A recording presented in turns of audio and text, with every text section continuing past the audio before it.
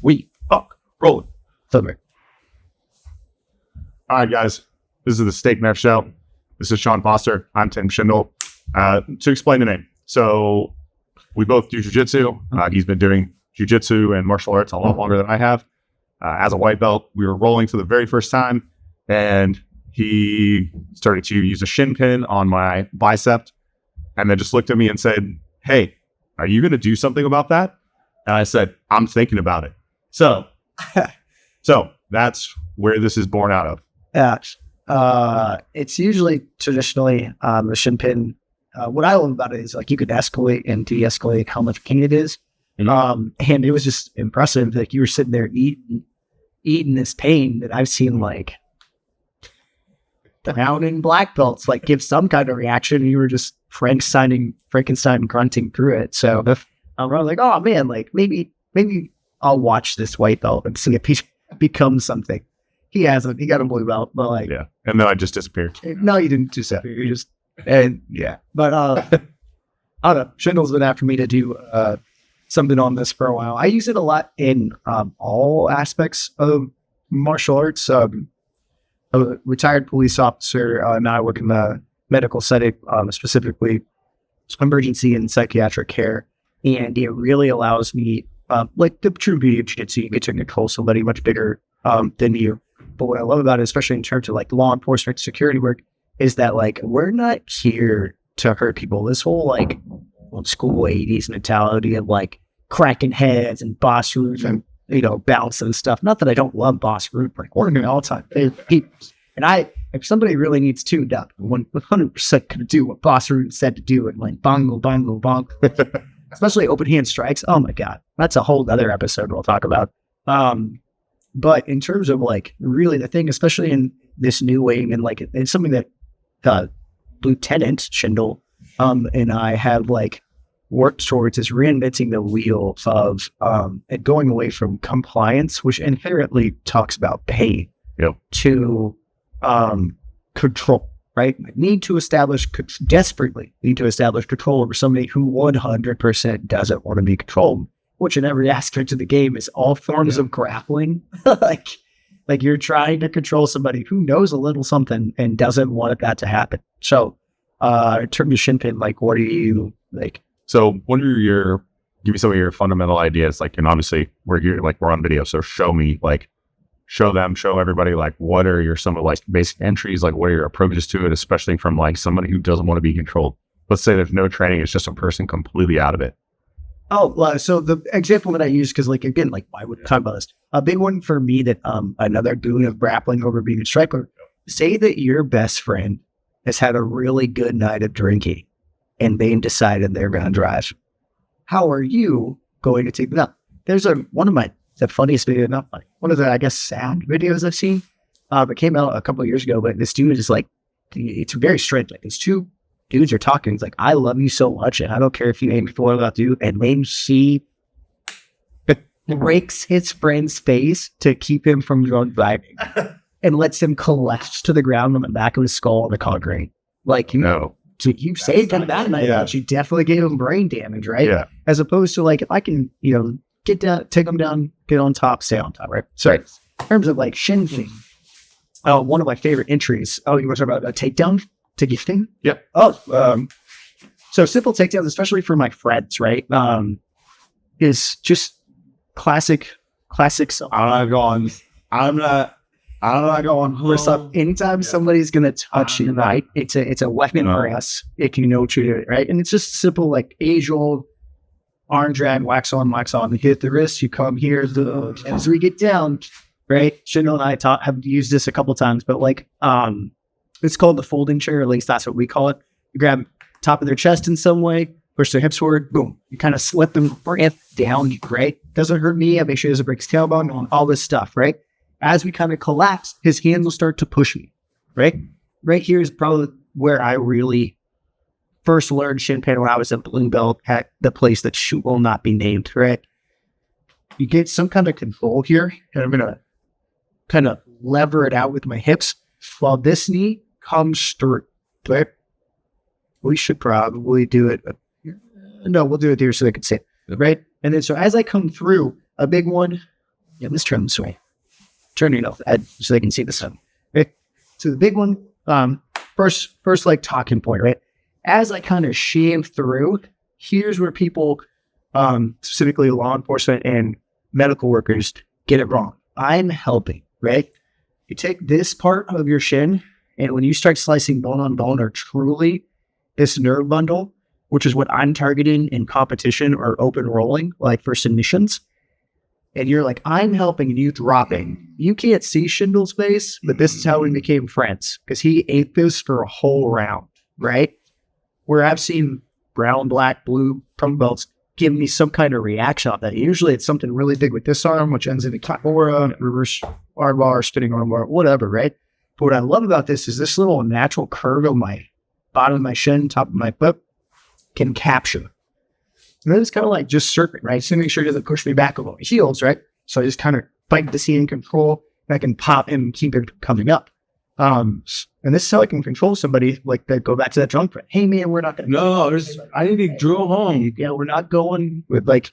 And from here, if you notice, I can get some control. I can dig in pockets, grab keys, hand them off to somebody else. If you have to control somebody, you're waiting for the police. This is not hurting them. And the police show up. Hey, how are you doing? This person needs help from you. I don't know what we're going to do, but I have control, right?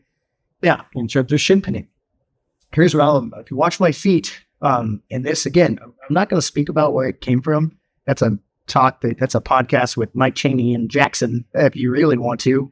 But the old instructor there used to do this to me. And I just noticed that it was such a neat thing that I was distracted on this side, not realizing the true danger was here. So as we kind of fight down, I can windshield wiper my shins and come here. And once this leg comes up, I have a ton of options. I'm gone the farthest away from his strongest weapons, which is Schindler's hips. Even down here, he can't really knee or kick me. Like I've got good control on there. He's still not getting paid, right? Like this arch, but he hit his arms fast, right? Now, if he comes out like that, we just move on to the next grappling position.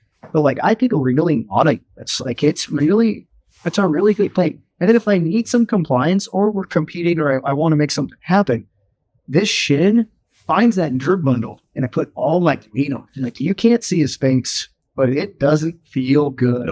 And that's where why it's called the statement. As I drop my pressure, I'm going to wiggle my shin back and forth like I'm at Waffle House trying to cut through one of their cheap steaks.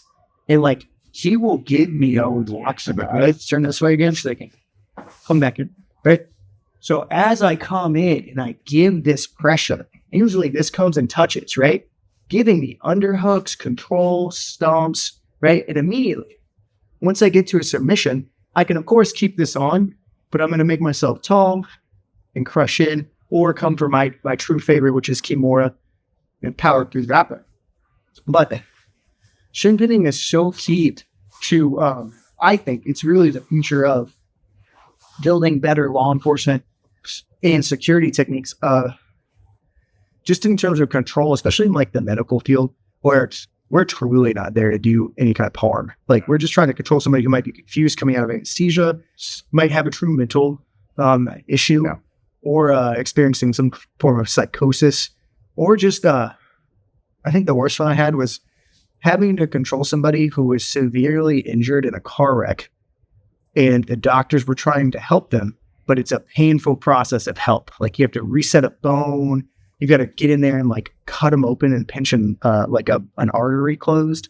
People will fight, and you can't go in there and be like, I'm helping, and like pound them in the face. Or I think my first call with you guys ever was there's 8 of us, and we had some general control, but this smaller lady was still fighting, and one of our bigger officers thought, because of his training, that if he kneed her repeatedly in these common perennial, that she would give up. And just in force science, like just in like when you go out and you attempt these things, when you create pain, the people start to believe that it won't stop, and so they're not going to stop fighting. At some point, they're just fighting for their life. And that's what they truly believe. They're scared of serious physical harm, or they're scared that it won't stop. And unfortunately, in law enforcement and security work, you attract bullies who want to inflict some kind of harm over others. It makes it makes them feel bigger or better, and like that's neither here nor there. It's a big pet peeve of mine. But yeah, that's my thoughts on Shin Pin. That's one of my common entries from both sport jiu-jitsu, MMA, and our job. So, what are is there any for like so in a self-defense application, like what is your thought about shin pinning as well? Especially when we're talking about like keeping their hands away from their waistline, accessing like weapons and stuff like that. Well, I think that's a viable option, especially when I'm talking about like actual steak knife, like putting it in the crook of their arm and keeping it there. So in terms of like, first off, like never, ever, ever, ever, ever believe that there's any martial art that allows you to stay 100% safe or take on multiple attackers. I love jiu-jitsu, black belt jiu-jitsu, black belt judo. I've got numerous Muay Thai fights, numerous boxing matches, and numerous cage fights. In a self-defense aspect, I like steak knife because I'm on top and I can disengage, right? I think where you start to like really see some issues with specifically like jiu-jitsu ideas of sport, just where the game is going. People forget, like, if you have like baggy pants and somebody grabs hold, if you have sticky shoes and they can grab like laces, like you can't run as easily, right? And the knives are terrifying, and they're not like everybody's like using the term force multipliers, like they aimed force. Like you can get stabbed and be dead within a matter of seconds. So like keeping hands out of waistbands, out of pockets. If I see somebody desperately diving into their clothing and it makes entry, my goal now becomes a stain. And right. Not because they'll handcuff themselves, and I don't want them to unsheath into their pockets, like unsheath the firearm. Yeah. So here I'm going to start. Hey, is the goal? And wait, keep that locked in. I don't ever want this to come out. But like this is a stopgap, right? Yeah. I have to make a decision from here. Whether I'm going to try to seriously hurt or kill this person in terms of the damage I'm about to do to their neck and head, or I'm going to run away. But I can't stay here, right? Like this is a limited, I call them like drop down boxes or nodes. Like, let's get to this node. And then you could see branching paths, right? Like I have to, like, for me, at least being so familiar in uncomfortable positions, things kind of like speed up and slow down at the same time. I start like something that goes through my head. Like I start listing off factors. Like, all right, like I used half my gas tank just now. I'm really tired. I have a cold. Like this person feels really strong. They feel manic. They feel like other grapplers can tell you, like you can feel someone's intent from like kind of touching, right? Like I know he wants to continue this fight. Or he's hoping that like we disengage and he wants to continue this fight for the distance. He's trying to get away. He's trying to like, right. And that's more of like, it's the closest to like surfing or like riding a bike is the best one I've ever heard. Like when you start riding a bike, you're putting wheels. Then like I've seen people ride down the street texting on their phone, just using their hips, and like the handlebars are just free. And like, That's what grappling kind of can be if you train it at that. So in terms of steak knife, I love it in slowing that down. I love it as a control point, but like it's there to catch your breath, slow them down, gather your wits, and make some kind of plan, right? If it's truly like, again, if it's lower level, it's a house party, or like somebody's just too drunk and they can't drive and you're there, you can stay there and like from a steak knife, you can control somebody for a while and like get your phone, start texting people, make a plan, call some people over, like do things like that. Let that drunk friend wear themselves out until they're tired, and then offer to buy them food or take them home. Like, you can crash at my place today. Like, it's one of those things that can happen. But on an escalation front of like you got mugged or like a serious situation has happened and you're defending yourself, I like it to make a better plan and enforce some kind of control over the situation where you're kind of dictating the pace. So one area is In the sport aspect, you use it to create, like lay a trap, create a plan to create movement out of that person to offer you something up. In the self-defense realm, okay, you're using it as a way to slow the person down because you're not really looking for a reaction there other than compliance out of a long-term serve. So it's Riding, like, in that aspect. In sport, Yeah. I'm 100% giving them full pressure Right. on the nerve bundle, on the bone. I'm creating pain. right, absolutely, yeah. And because the compliance I want you to move a certain way, right? And there's only a couple ways that you can move being pinned to the ground. Whereas in a self-defense situation, it is 100%, like, I don't think I would probably give any pressure. It would be just be modded. Keep it. Like when we do our Y grip and we're just kind of following, like I don't want you to stop moving. I want to control where you like redirect it, right? So if you're dipping for your waistband, my knee is going to take that force and kind of shift it just out of reach, right? And I can do that infinitely being on top, but there's probably no pressure. There's no pain. I don't want pain. I want you to struggle until you're tired. So when I run, you can't keep up. Makes sense. Yeah. Like, and then in terms of control and aspects of like the job, like I'm not looking to hurt you because most people get some kind of weird burst of strength Yeah, or weird athleticism when pain is applied. And absolutely. it drives them kind of like an animal, like your animal part of your brain, like it drives you Yeah. to do something great. It's like when your mom's flipping cars. Like, The medial lower brain is where you store a lot of that instinctual. What's that instinctual? It's where your adrenals are. It's where all that stuff kind of comes out of, like your frontal lobes, where you make like a plan, a bank account. You do investments, like you play chess, like out of that part of your brain. The violent side of your brain, the medial part of your brain, is where you actually have those stored violence, that explosion. It's a automatic reaction type thing. Let people say things are automatic. Now, trained or untrained, that's not the point. We're just talking about. yeah, in terms of training, I guess the longer I've done it, which I guess in February I will have trained. I think it's 5, since I was 30. Oh my God, 34 years. 34. 34 years of martial arts. But like the thing that I found, at least or I don't understand it or a truth, is that all martial arts, like real, like stressed martial arts, not doing katas and things like that. There's a time and place for katas as well. But like is learning how to keep control of your higher function, like your chess matches, making a plan, Yep. while being able to dip into your violence. Yeah. Right. But like this whole, like, I see red, and like, okay, if you're seeing red, if you have no idea what's happening. So, but that, in terms of that can be weaponized as well if you do enough reps. Like, oh, I was rocked. I did this automatically.